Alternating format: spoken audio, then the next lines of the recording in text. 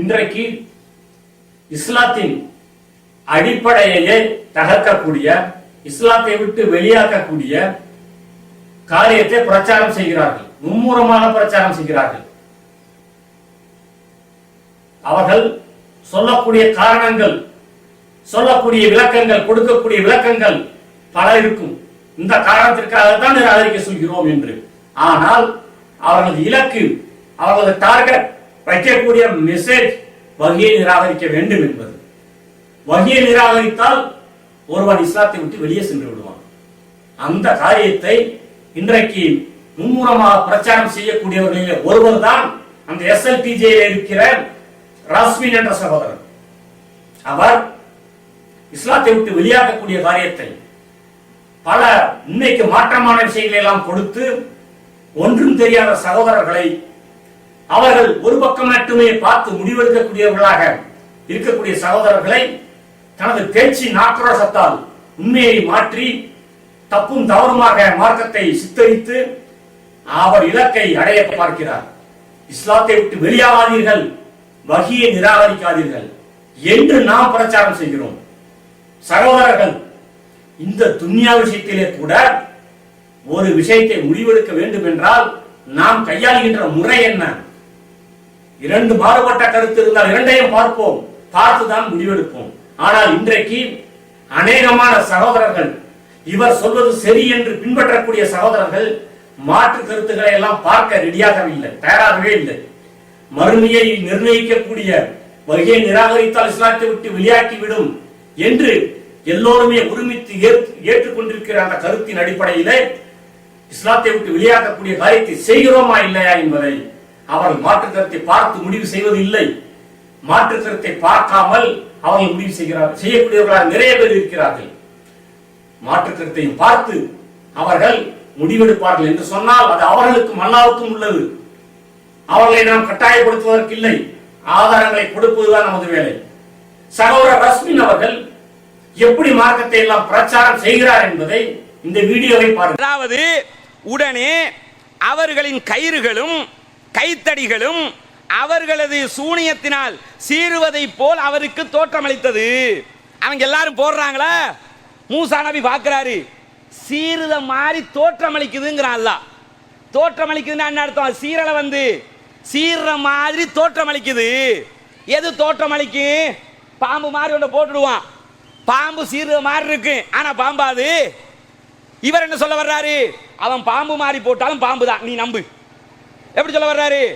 இல்லைங்க, கொஞ்சம் யோசிச்சு பாருங்க, சீருது சீர்ற மாதிரி தான் தோற்றம் அளிச்சதுன்னு வருகுது, நம்புனா நம்பிட்டு போ, கேள்வி எல்லாம் கேட்காத.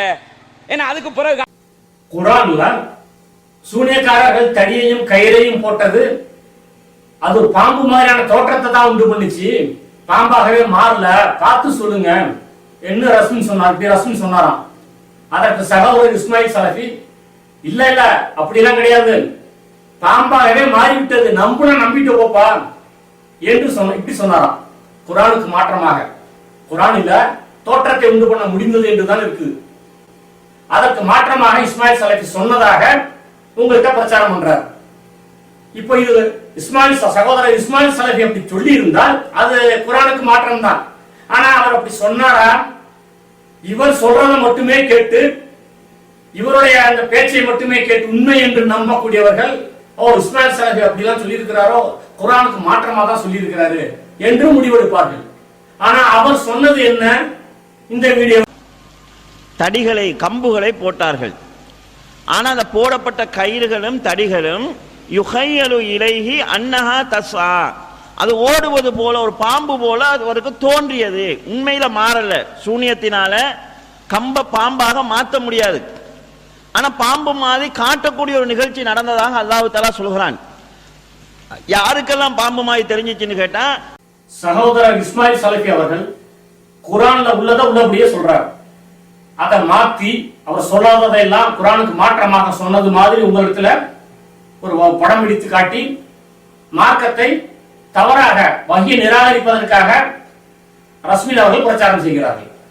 சகோதரர் இஸ்மாயில் சலஃபி அவர்கள் சூனியம் சம்பந்தமாக நிறைய பேசியிருக்கிறார்கள், வீடியோக்களிலே புத்தகங்கள் எல்லாம் எழுதியிருக்கிறார்கள்.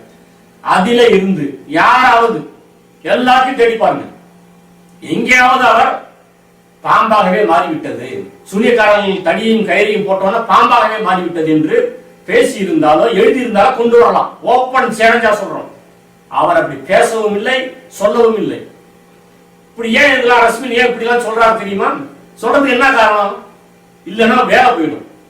தலைமை என்ன சொல்லுதோ அதை இவங்க சொல்லணும். அது ஆக்ரோஷமா சொன்னா இன்னும் மதிப்பு கூட, தலைமையிட்ட இன்னும் மதிப்பு கூட. இல்லைன்னு சொன்னா வேலை போயிடும், வருமானம் போயிடும், பிழைப்பு போயிடும். பிழைப்புக்காக இஸ்லாத்தை விட்டு சகோதரர்களை, ஒன்றும் தெரியாத சகோதரர்களை வெளியாக்குவதற்காக, இஸ்லாத்தை விட்டு வெளியாக்குவதற்காக, வஹியை நிராகரிப்பதற்காக பிரச்சாரம் செய்கிறார் இந்த ரஸ்மின் அவர்கள். சூனிய விஷயத்துல அவர் சொல்லக்கூடிய எல்லாமே, அதை சரி என்று சொல்லக்கூடிய அவர் வைக்கக்கூடிய வாதங்கள் எல்லாமே உண்மைக்கு மாற்றம் தான். ஒரு சாம்பிள் தான், ஒரு சின்ன ஒரு சாம்பிள் தான் போற காமிச்சிருக்கிறேன். இதே போலதான் எல்லாமே, ஒட்டுமொத்த விஷயங்களையும் இப்படியாக சொல்ல முடியும். இதை பின்பு பார்ப்போம். சூனிய விஷயத்தை விட தெளிவாக மக்களுக்கு எந்த ஒரு பெரிய ஆதாரமும் பெரிய ஆராய்ச்சியோ இல்லாமல் விளங்கக்கூடிய மற்றொரு விஷயத்தை இங்க பாருங்க. வஹி எவ்வாறு நிராகரிக்கப்படுகிறது, எவ்வாறு நீங்கள் நிராகரிக்க வைக்கப்படுகிறீர்கள் என்பதை தெளிவாக விளங்கிக் கொள்ள. நாங்க சொல்லல அறிவுக்கு முரண் நீங்க அறிவுக்கு முரண் என்று மறுத்த ஒரு ஹதீஸ கேட்கிறோம். தத்ரீபு ராவியை தவிர வேற எதையும் உங்களுக்கு சொல்ல முடியும். பல காரணங்களை சொல்லி குர்ஆனுக்கு முரண்படுது, உண்மையிலே முரண்படுது என்று திரித்து கூறி இப்படி எல்லாம் சொல்லி பல ஹதீஸ் பல காரணங்களை சொல்லி வஹியை நிராகரிச்சு வந்த இவங்க அதையெல்லாம் தாண்டி உச்சகட்டமாக எந்த காரணமும் கிடையாதுங்க. பலகீனமான ஹதீஸா கிடையாது, அது குர்ஆனுக்கு முரண்பட கிடையாது, எந்த ஒரு காரணமும் கிடையாது.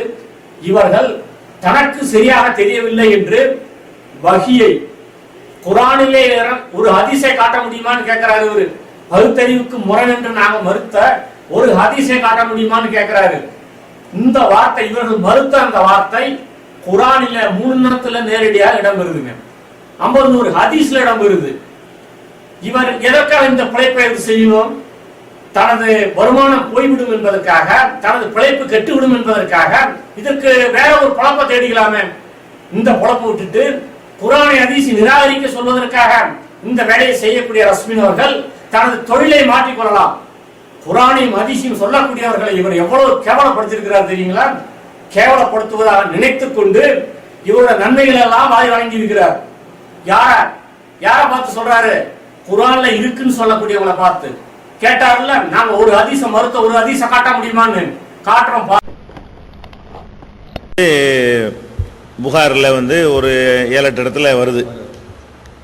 அது என்ன வருதுன்னு சொன்னா, அன்றாடம் சூரியனுடைய மறைவை பற்றி தான் அது வருது. இன்னும் சொல்ல போனா தான் சூரியன் ஒரு நாள் மறையுது, அதை பார்த்து ரசூல் ஸல்லல்லாஹு அலைஹி வஸல்லம் கேட்குறாங்க, இது எங்கே போகுது உனக்கு தெரியுமான்னு கேட்குறாங்க.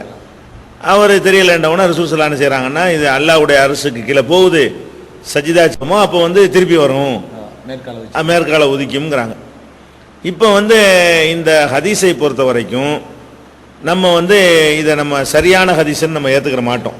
இது கொஞ்சம் அடிப்படையே சில பண்ணணும், யோசிக்கணும், வஹியில் இருக்காது. இப்போ நம்ம என்ன பார்க்குறோம்னு கேட்டால், வருவோமே இதே எடுத்துக்கிறீங்களேன். சூரியன் மறையுது, உண்மையில் மறையுதா? அந்த காலத்தில் மறையுதுன்னு நினச்சாங்க, உண்மைக்கு மறையலை. அது இன்னொரு பகுதியில் இருந்துட்டு தான் இருக்குது. அதான் நம்ம இப்போ மேலே அமெரிக்கா எவ்வளோ இருக்குது. அப்போ சூரியன் ஒரு விளங்கி அவர் இஷ்டத்துக்கு கூட அடிச்சிருக்காரு. ரசூல் சொல்லியிருக்க முடியவே முடியாது. இந்த வாசகத்தை அது மௌகுஃபா இருக்கலாம். நம்ம அப்படி என்ன அளவுக்கு செய்யலாம்னு கேட்டால், அந்த சஹாபி என்ன செஞ்சிருக்காரு, என்ன காரணத்திற்காக அந்த ஹதீஸை ஏற்க முடியாது என்று ரஸ்மினோட தலைமை பீடம் சொன்னதா கேட்டிருப்பீங்க. இதை கேட்டுக்கிட்டு தான் இவர் ஆடுறாரு. தலைமை பீடம் சொன்னதை அப்படியே வேதவாக்க எடுத்துக்கொண்டு பொய்யை உண்மை மாதிரி பிரச்சாரம் பண்றார். இவர் சொன்ன அந்த காரணம் வேற எந்த காரணமும் கிடையாது. இவரோட பகுத்தறிவு ஏற்றுக்கொள்ள சூரியன் மறையும் என்ற வார்த்தையை உள்ளடக்கிய குர்ஆன் வசனம், நேரடியாக சொல்லக்கூடிய குர்ஆன் வசனம், அல்லாஹ்வின் வார்த்தை. 18வது அத்தியாயத்தின் 86வது வசனம், 18வது அத்தியாயத்தின் 90வது வசனம், 20வது அத்தியாயத்தின் 130வது வசனம், இன்னும் ஒரு சில வசனங்கள் கூட சூரியன் உதிக்கும் மறையும் என்ற வார்த்தையை அல்லாஹ் நேரடியாக பயன்படுத்துகிறான். இதை நான் ஏற்றுக்கொள்ள மாட்டேன், நிராகரிப்பேன் என்று இதை விட ஆதாரம் வேணுங்களா? இதை விட எந்த ஒரு ஹதீஸ் பலகீனமானது என்றோ அந்த ராவி சரியில்லை, இவர் பொய் சொல்லக்கூடியவர் இல்லை, அவர் சரிதான் என்று எந்த ஒரு டிஸ்கஷனுக்குமே வேலை இல்லை. ஒரே காரணம், எனக்கு சரியாக தெரியவில்லை, சூரியன் மறையும் என்றால் தவறு, அல்லாஹ்வின் ரசூல் சொல்லியிருக்க மாட்டார்கள் என்று தலைமைப்பிடம் சொல்லுகிறது.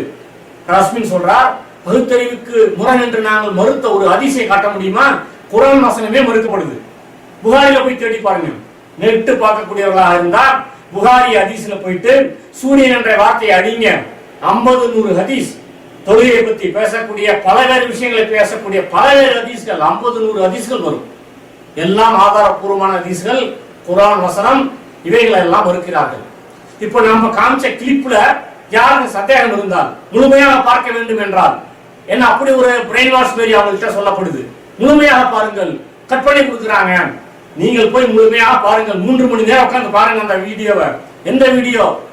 முஜாஹித் அவர்கள் பிஜே கூட கலந்துரையாடல் மாதிரி செய்த 4 சீடிகளை வெளியிட்டார்கள், அதுதான் இருக்கு, முழுமையாக பார்த்துக் கொள்ளுங்கள். அது பிஜே சொல்லல என்று சொல்லி நீங்கள் நிரூபிங்கள் பார்ப்போம். அந்த சீடியில பிஜே பேசல, நாங்க பேசி அப்படி உண்டாக்கிட்டோம் என்று நிரூபிங்கள் பார்ப்போம். மொத்தம் இப்படி சொல்லக்கூடியவர்களை, மறுக்கக்கூடியவர்களை ஹதீஸையோ குர்ஆனையோ, ஹதீஸை நேரடியாகவும் குர்ஆனை மறைமுகமாகவும், ஆனால் இந்த ஒரு மறுப்பு இருக்கு பாருங்க, நேரடியாகவே அந்த வார்த்தை குர்ஆன்ல நேரடியாகவே இருக்கு. மறுக்கக்கூடியவர்களை பற்றி அல்லாஹ் சுப்ஹானஹு வ தஆலா என்ன சொல்கிறான் என்பதை அதே சகோதரர் பிஜே அவர்கள் அவர் வாயாலேயே சொல்வதை இவர்கள் குர்ஆனுடைய மறுப்பாளர்களாக இருக்கிறார்கள். அப்ப குர்ஆன் ஹதீஸை மறுக்கக்கூடிய இவர்களை பற்றி அல்லாஹ் திருமறையில சொல்லி காட்டுறான், வல்லதீன யக்ஃபுரூன பில்லாஹி வ ரசூலிஹி, அல்லாஹ்வையும் ரசூலையும் யார் மறுக்கிறார்களோ, மறுக்கிறதுக்கு அல்லாஹ் விளக்கம் சொல்றான். எப்படி இருக்குன்னா, யுரீதுன அன் யுஃபர்ரிகு பைனல்லாஹி வ ரசூலிஹி, அல்லாஹ்வையும் ரசூலையும் வித்தியாசப்படுத்தி நூமினு பிபஅலின் வ நக்ஃபுரு பிபஅலின், சிலதை ஏத்துக்கிறோம் சிலதை ஏத்துக்கிற மாட்டோம் என்று சொல்கிறார்களே, இவர்கள் உலாயிக ஹுமுல் காஃபிரூன ஹக்கா, இவங்க தான் மெய்யான காஃபிர்கள். யார் மெய்யான காஃபிர்? குர்ஆன் அல்லாஹ் சொல்லி காட்டுறான். அல்லாஹ் சொன்னா ரசூல் சொன்னாங்கன்னு சொல்லும் பொழுது நான் சிலதை ஏத்துக்கிறேன், அது அல்லாஹ் சொன்னா ஏத்துக்கிறேன், ரசூல் சொன்னா ஏத்துக்கிற மாட்டேன், ரசூலை அல்லாஹ் வேறுபடுத்தி பார்ப்பேன் என்று சொல்லி எவன், ஏன்னா ரசூலுக்கு சொந்த கருத்து கிடையாது, ரசூல் சொல்ல எவனாவது மறுத்தான்னு சொன்னா அல்லாஹ் தான் மறுக்கிறான். ஏன்? அவர் சுயமாக சொன்னாரு, அவரா சொன்னதை மறுத்தால் அது வேற கதை. ரசூல் ஸல்லல்லாஹு அலைஹி வஸல்லம் சொன்ன எல்லாமே மார்க்கம் என்று சொன்ன எல்லாமே வஹி, சுயமாக சொன்ன உலக விஷயங்கள் வஹி இல்ல. அவங்க ஒட்டகத்தில் போனது வஹி கிடையாது, அவங்க ரொட்டி சாப்பிட்டு கோதுமை ரொட்டி சாப்பிட்டது வஹி கிடையாது, வஹிக்கு முன்னாடி அதான் சாப்பிட்டாங்க, காஃபிரா தான் சாப்பிட்டான், அபூ ஜஹல் தான் சாப்பிட்டான். மார்க்கம் எதை ரசூலுல்லாஹ் சொன்னாங்களோ எல்லாமே சொந்த கண்டுபிடிப்பா அங்க இருந்து வந்தது. அப்போ ஒருத்தர் ரசூலை மறுத்தான்னு சொன்னா யாரை மறுக்கிறான்? ரசூலுல்லாஹ் சொன்னது மறுத்தவன் காஃபிர் தான். ஏன்? ரசூல் சொந்தமா சொல்லல, அல்லாஹ் சொன்னது சொன்னாரு, அல்லாஹ் சொன்னதை மறுத்தால் அல்லாஹ் மறுத்தது ஆயிரும், மொத்தத்தில் காஃபிர் ஆயிருவான். அவ குர்ஆன் ஹதீஸ்ல உள்ள ஒரு விஷயத்துல சிலதை ஏத்துக்கிறவன் சிலதை ஏத்துக்கிற மாட்டேன்னு யார் சொல்லுகிறானோ அவனெல்லாம் மெய்யாகவே காஃபிர்கள் தான். உலாயிக ஹுமுல் காஃபிரூன ஹக்கா, இவங்க தான் மெய்யாகவே காஃபிர்கள் என்று திருமறை குர்ஆனில் அல்லாஹ் சொல்லி காட்டுகிறான். அப்ப ஹதீஸ் மறுப்பு என்பது குஃபுர் என்பதில் சந்தேகமில்லை.